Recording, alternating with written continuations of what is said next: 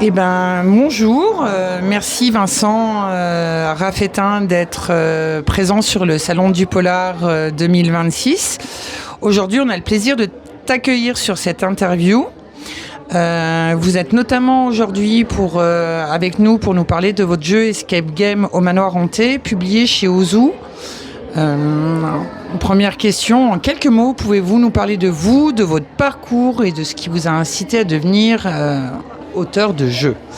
Alors, déjà merci de votre invitation sur le salon, de ton invitation sur le salon. En fait, moi, mon parcours est à la base scientifique. Moi, j'ai fait toutes mes études de scientifique, etc.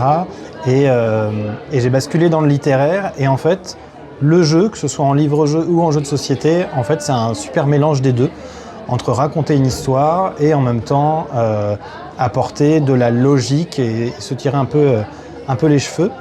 Et donc, faire un jeu de société, c'est vraiment quelque chose qui mélange ces deux aspects. Donc, ça s'est un peu semblé comme une évidence. Je faisais pas mal de livres-jeux avec des énigmes à résoudre, avec des enquêtes policières, ou voilà. Et quand on m'a proposé de pouvoir faire un jeu de société, moi, j'ai tout de suite foncé, quoi. Eh ben, en tout cas, bravo, parce que il est bien, très bien fait, je le conseille vivement. Et qu'est-ce qui t'a animé dans cette création de jeu? Est-ce que tu as un processus particulier pour pouvoir créer quelque chose? Alors en fait, le jeu, je l'ai construit d'abord en créant les histoires. Il y a 10 histoires différentes dans le jeu et j'ai d'abord mis un peu cette trame narrative autour du manoir pour qu'il y ait vraiment un petit univers autour de l'objet en lui-même. Et après, j'ai fait un peu une liste de toutes les énigmes avec lesquelles je pouvais travailler. Voilà, moi j'ai tout un petit tableau avec plein d'exemples d'énigmes que j'ai fait au fur et à mesure du temps. Et là, je me suis dit, voilà, les enfants qui sont les héros de cet escape game, maintenant que j'ai une trame et une petite histoire à chaque fois, entre la recherche d'une petite araignée dans le manoir, il y a eu un tsunami, donc il va falloir monter tout en haut avant que les eaux recouvrent tout, à partir de ça, je leur ai mis plein d'embûches. Et donc à chaque fois, j'ai utilisé les énigmes que j'avais pour les réadapter avec les objets que je pouvais insérer dans le manoir. Donc voilà, j'ai travaillé pièce par pièce au fur et à mesure. Donc j'ai tout dessiné sur des feuilles et je me dessinais toutes mes petites pièces, les éléments que j'introduisais à chaque fois pour chaque histoire. Et je revenais, quand j'écrivais l'histoire numéro 4, je remodifiais certaines choses de l'histoire numéro 1 pour ajouter des petites choses qui permettent aux enfants qui vont faire l'escape game d'avoir des petits indices pour les enquêtes d'après. Voilà, donc c'est tout un long processus. Ça a été très long, on a mis 2 ans à faire le jeu quand même. Donc, ça a été, 2 ans. 2 ans entre en gros la signature du contrat et la sortie. Parce que l'éditeur Ozu a aussi beaucoup travaillé de son côté, a fait des tests avec des enfants. Il y a une 60aine d'enfants qui ont testé le jeu avant sa sortie. Donc il y a quand même un beau travail derrière d'édition, quoi.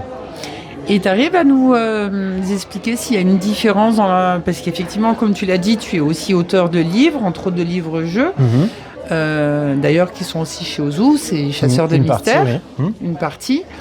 Et il y a une différence de réalisation de ton travail Oui, parce que là, le jeu a mis beaucoup plus de temps. J'ai mis beaucoup plus de temps à créer le jeu. Là, les livres-jeux chez Ozu, c'est en fait plus vraiment des romans avec une partie ludique à la fin. Mais c'est vraiment une base de roman qui a un petit bonus ludique. Là, on est vraiment sur du ludique pur et dur. Et l'histoire, même si c'est ce que je construis en premier, elle est annexe. C'est vraiment la deuxième partie. Le gameplay, c'est-à-dire vraiment comment les gens vont jouer à ce jeu, comment ils vont résoudre les énigmes et passer d'une énigme à l'autre et ne pas s'ennuyer, renouveler les énigmes, les varier aussi, c'est-à-dire qu'il y ait des énigmes un peu visuelles, un peu mathématiques, en utilisant un peu de français, un petit peu de logique, parce qu'il y a plein de logiques différentes, donc on va varier tout ça. Utiliser toutes ces énigmes et varier tout ça, c'est quand même le plus long en fait dans cette création. Donc c'est vraiment 2 choses différentes, 2 manières de travailler différentes. Et comment est venue cette idée de ce jeu du manoir hanté? Est-ce que ça a été une demande ou est-ce que c'est quelque chose que tu avais envie depuis longtemps, qui a germé Alors moi, c'est une commande de la part des éditions Ozu, mais je leur avais signalé que moi j'étais très ouvert à plein de choses parce que moi-même étant joueur de jeux de société, grand joueur, j'avais aussi envie d'en faire un. Et là, c'était l'opportunité. On avait déjà travaillé ensemble sur un autre livre, c'était un livre dont on est le héros, donc on avait déjà une connexion ensemble. Et voilà, ils m'ont proposé de créer ça, j'ai tout de suite sauté sur l'occasion. C'est une commande à la base, ouais. Très bien réalisé en tout cas. Merci. Vous êtes également du coup l'auteur de Chasseurs de mystères de chez Ozu et de livres d'escape game chez Larousse. Est-ce que, qui n'est pas du tout sur la même catégorie d'âge en soi, il y a une différence de création ou de recherche Alors moi je pars du principe que écrire pour la jeunesse, c'est pas écrire pour des idiots, c'est justement apporter et autant de valeur à l'écriture jeunesse qu'à l'écriture pour les plus grands, pour les adultes et même les grands ados. Moi, il y a toute une recherche parce que les chasseurs de mystères sont à chaque fois basés sur un lieu géographique ou un monument. Et donc, je fais beaucoup de recherches pour amener dans les histoires des chasseurs de mystères des informations historiques, mais sans que ce soit rébarbatif pour le lecteur ou la lectrice. Ça va couler tout seul normalement. Je croise les doigts pour que ça se fonctionne bien comme ça, mais normalement, voilà, ils vont apprendre des choses sur l'histoire, sur les monuments, là il y a pas mal j'en ai un sur le débarquement, donc ça parle vraiment de la Seconde Guerre mondiale, mais c'est dans la dynamique de l'histoire et de toute l'aventure que les personnages des chasseurs de mystères vivent. Donc c'est pas anecdotique, mais ça doit être un petit plus pour eux.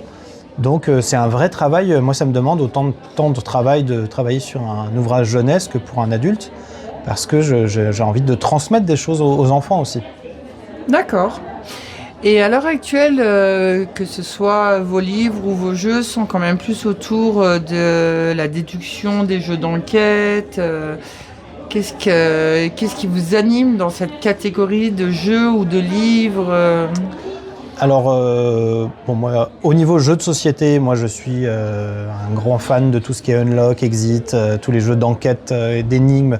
C'est vraiment quelque chose que j'aime beaucoup. Et moi, à titre personnel, je suis très grand lecteur de polar. Et c'est vraiment mon univers littéraire, entre guillemets. C'est vraiment ce qui m'intéresse beaucoup. Donc c'est ce que j'essaye de faire dans la littérature jeunesse, c'est vraiment de l'enquête. Parce que dans le polar on peut faire plein de choses, on peut amener plein de sous-types littéraires dedans, et donc on est assez libre de parler de plein de sujets. Et donc dans la littérature jeunesse, je fais plus du polar et j'amène ce que j'aime, du coup les enquêtes, les énigmes, voilà, ça fait un tout. Je trouve que la vie est un tout d'énigmes et d'enquêtes en permanence, oui. Donc voilà. C'est vrai. Et on va bientôt arriver au bout de cette interview. Est-ce que vous pouvez nous dévoiler à quel jeu vous aimez jouer là, vous venez de nous dire un petit peu Unlock, les Exist, mais que vous jouez en ce moment. Quel est votre vrai coup de cœur de jeu Waouh. Alors, parce qu'il y en a pas mal. Là, en ce moment, ça va être compliqué. Attends, sur quoi on est là ? Parce que là, on a fini Trudvang Legends, qui est un jeu de rôle avec figurines. Je suis beaucoup dans un jeu de cartes Star Wars Unlimited qui n'a rien à voir avec les enquêtes. Mais voilà, c'est pareil. Il y a toute une logique à avoir pour pouvoir jouer. Mais c'est vrai que tous les Unlock y passent, tous les Exits y passent. Beaucoup de jeux d'enquête. Et après, pas mal de jeux coopératifs, du Everdale Duo, du Seven Wonders Duo, enfin voilà, c'est beaucoup. En fait, il y a une grande ludothèque à la maison. C'est bien. Et est-ce que, pour cette dernière question, est-ce qu'en ce moment vous travaillez sur un projet ? Est-ce qu'on peut avoir une petite exclusivité d'un projet que vous êtes en train de travailler, d'un jeu Alors là, il y a deux gros projets là qui vont sortir. Il y a un album chez Ozu, un album pour les 6-8 ans d'enquête. avec 2 enfants dans une maison. Et à chaque fois qu'ils vont rentrer dans une pièce, parce qu'il va falloir sortir de la maison parce qu'elle est pas saine, cette maison, il faut s'enfuir. Et à chaque fois qu'ils vont rentrer dans une pièce, ils vont aller dans un univers différent. Donc univers médiéval, univers ninja, univers sous-marin. Et voilà, ça va être bourré d'enquêtes, bourré d'énigmes, mais pour les 6-8 ans. Et c'est sous forme d'album, donc ça c'est très sympa. Et là j'ai aussi des adaptations de manga qui vont sortir aux éditions 404. Donc il y a Blue Lock qui va être adapté en roman et tout un cahier d'activités sur Spy Family aussi qui va sortir. Donc Spy Family normalement il sort là courant mai. J'ai aussi un roman Escape Game en Bretagne.